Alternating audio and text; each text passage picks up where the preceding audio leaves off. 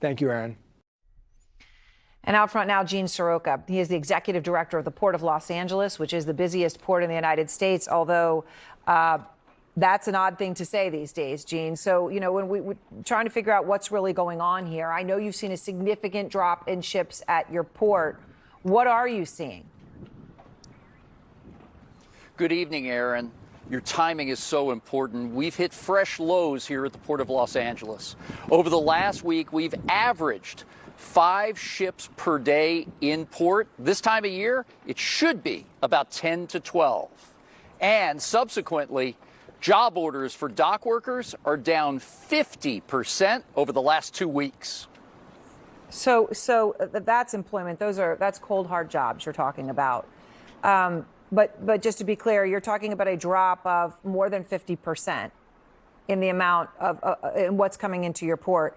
And Gene, just to be really black and white about this, the stuff that would be coming into your port that we are now getting half as much as you usually get is stuff like what? What are the general things that are usually on those container ships?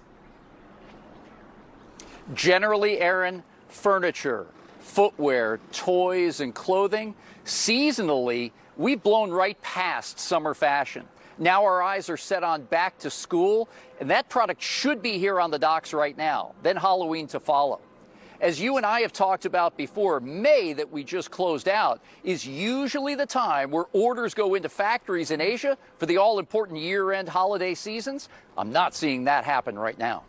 So is it fair to say, where are we in this process? When the tariffs on China were 145% and then Trump cut them to 30% and, things have been all over the map.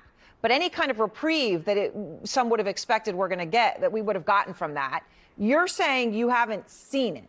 So are we at a point where we're not far away from there being shortages of certain things, where prices going up sharply for what is here? We're cutting it close. And realistically, what we'll probably see are fewer selections on store shelves and online buying platforms, and likely higher prices. And you're exactly right that with this flow of cargo now, we're coming up really close on some very key arrival dates that aren't happening. And as a leading indicator to the U.S. economy, we see this activity 3 months before the ground truth happens here on the shores, and it's slow. And so you're saying that in 3 months, we're gonna see it. So you're going to see it at back to school in prices. You're going to see it on shelves. You're going to see shortages. So, Gene, that's right. And this slowdown of cargo, slowdown of cargo ships, Aaron, will hit the East and Gulf Coast in several weeks' time due to the longer transits they have. So this story is not complete yet. Right. Well, you're the canary in the coal mine, but you are the biggest port.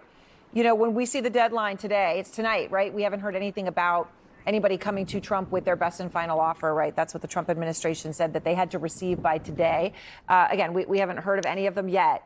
But how long can you wait for these trade deals, Gene?